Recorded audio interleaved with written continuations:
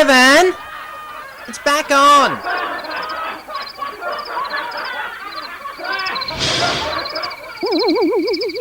Alright, I'll be in a minute.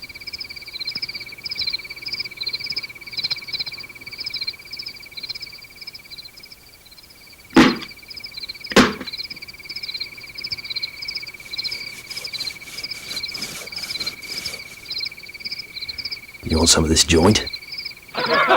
I guess so. Okay. Yeah, I don't mind you smoking a bit of pot, but don't let me catch you doing any of those other bloody party drugs, or else you know what I'll do. Uh-huh.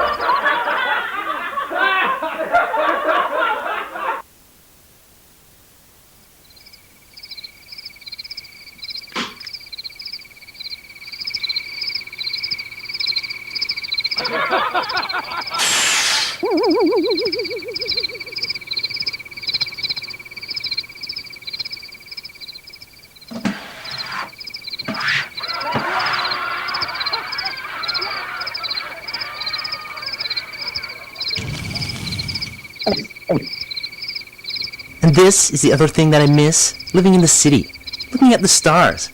You see how they run across the sky in a band? Yeah, they start over there and they... Cut across the sky, like that, and finish up over behind that roof.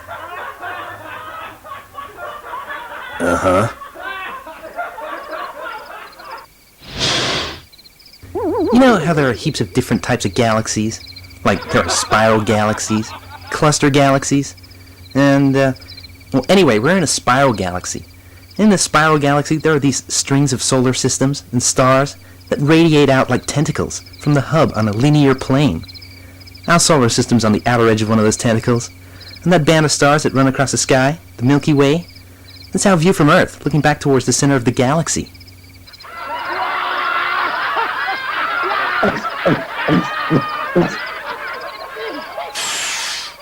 Right, I never knew that.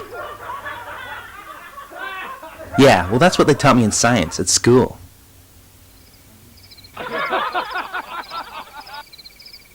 You know, son, one day someone's going to build a road right across the middle of this country, and the whole Pilbara will be like North Queensland. You reckon?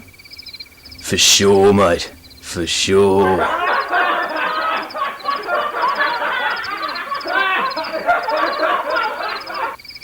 You know, son, did I ever tell you about the road to NoWhere?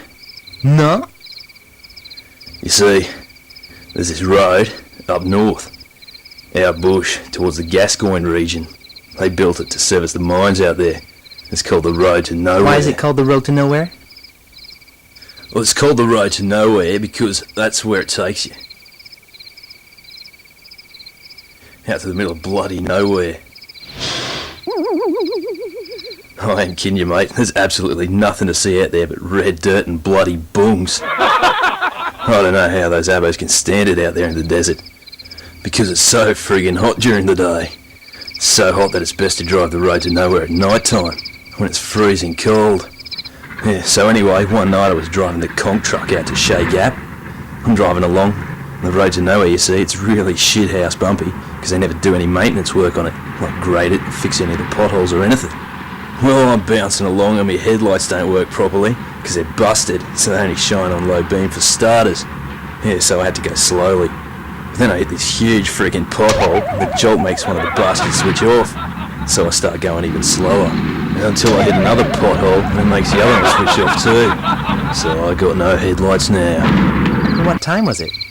Yeah, about 2 o'clock in the morning. There's me driving out 600 k's into the middle of nowhere, delivering a load for Ross and Merle. Yeah, then I reach into the glove box and get out the dolphin torch, and I'm hanging out the window, shining it on the road in front of the truck as I go. Then the battery dies, so I got no choice. I'm stuck driving along in darkness. Did you make it all the way to Shea Gap? Yeah. Luckily the stars were out, so I could just see the road. But it took us about 8 hours to get there, because I had to go slow. I did the delivery, turned around, came straight back during the day. But I got a flat tyre about 100 k's out of Port Hedland. So your brother Tim had to come pick us up in his Commodore. I bet you Tim was pissed off that he had to come all the way out to get you. Nah, mate. He's calmed down a lot since he was a kid. Doesn't chuck as many wobblies as he used to, providing he's had enough sleep and something to eat, that is. But that's nothing. Did I ever tell you the story about what happened to a mate of Andre's, Colin Farquhar?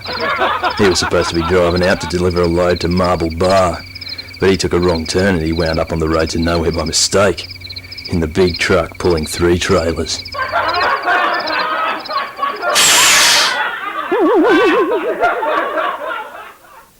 Yeah, like a road train. Yeah, but the other thing I didn't tell you about the road to NoWhere is, you know how it rains heaps up here in the summertime? Yeah, the monsoons. Right.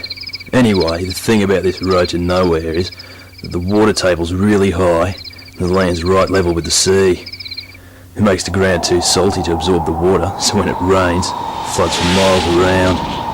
But the thing is, they got to keep the trucks getting to the mines all year round, so they built the road up really high, like a dirty great big wall that runs for ages and ages.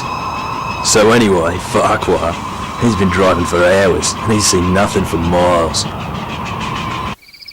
The whole way he's wondering, Yeah, like where the fuck am I going? yeah, he eventually realises that he must have took a wrong turn. So he stops. There's 2 options. Either A, he could keep on going down the road to where there was this mine owned by Otrico, a nickel mine that's not operating now since the arse dropped out of the price. It ain't worth mining the stuff. But you never know, it might open up again sooner or later. But he couldn't keep on going to the mine, mate, where he would have been able to get his truck around. Couldn't get going in the direction of the friggin' mine, mate, because it was hours in the wrong friggin' direction.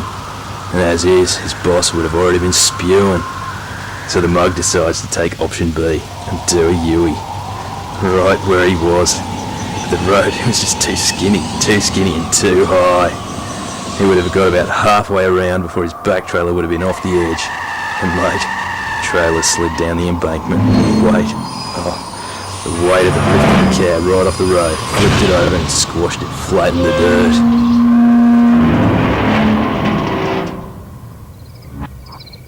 Shit!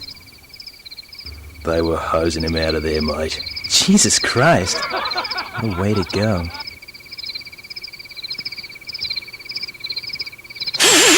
Yeah.